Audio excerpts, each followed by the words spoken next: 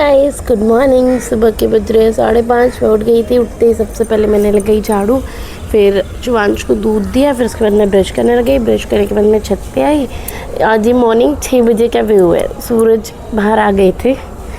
फिर क्या तबीयत थोड़ी डाउन थी, उठने का मन तो था नहीं, लेकिन उठना तो पड़ेगा अपने लिए, नहीं तो बच्चों के लिए, उसको स्कूल जो भेजना था। फिर मैंने सबसे पहले अपना रूम आज क्लीन कर लिया था। शिवांश रो रहा था, शिवांश को सक्षम जो है बाहर घुमाने लग गया। फिर मैं अंदर ही उसको रेडी वेडी किया। मैंने किससे कहा चलो अपना बैग लगाओ। फिर इसको अंदर बुलाने रूम में वो आ गई थी शिविका। फिर ये दोनों जा रहे थे।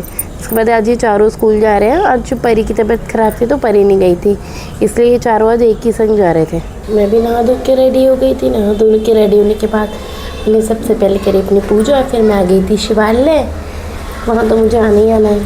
फिर मेरे माता पार्वती और भोले बाबा, मेरी माता रानी।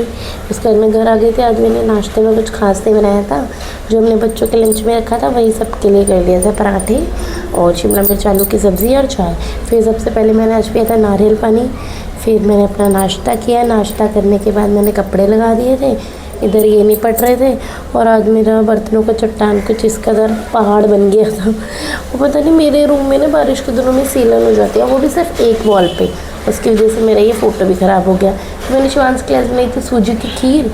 उसने 1-2 बाइट तक खाई, उसके बाद नहीं खा रहा था, पता नहीं क्यों। नहीं मैं कह रही थी बेटू खा ले, लेकिन नहीं। फिर क्या, उसका बच्चा कुचा तो हमें खाना ही खाना है।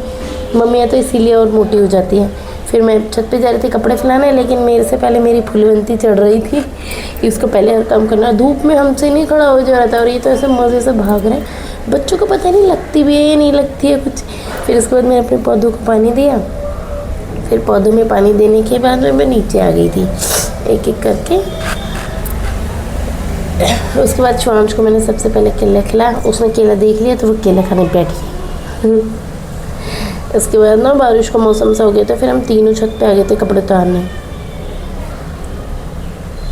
मैंने कहा एकदम बारिश ना आ जाए। फिर मैंने आरुष को नीचे, शिवांश को आके वेफल्स खिलाए। बड़े मज़े से खा रहा है वो। वेफल्स खाने के बाद में आरुष भी आ गया था। आज हमारे घर खाने में नहीं थे उड़द, रोटी और चावल।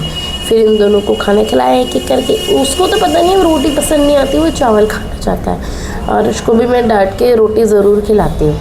फिर उसके बाद में इतने में इनका ट्यूशन का टाइम हो गया। फिर इनकी ताई ने ट्यूशन छोड़ने जा रही थी, ये तीनों ही जा रहे थे। फिर ट्यूशन से आने के बाद इसको देखा तो ये अपने में मेरे बिल्ला पढ़ाई करने में लगा पड़ा है जैसे सारी पढ़ाई यही कर लेगा। इतने में इधर शिवी रो रही थी। मैंने कहा ये क्यों रो रही है, तो देखा इसकी मम्मी ना इसकी नोज़ की रिंग निकल गई थी, वो डाल रहे थे। इतने में ये आ गए। फिर उसको दूध दिया। फिर मैंने भी चाय बनाई, तबीयत खराब थी तो चाय पीने का मन करा था।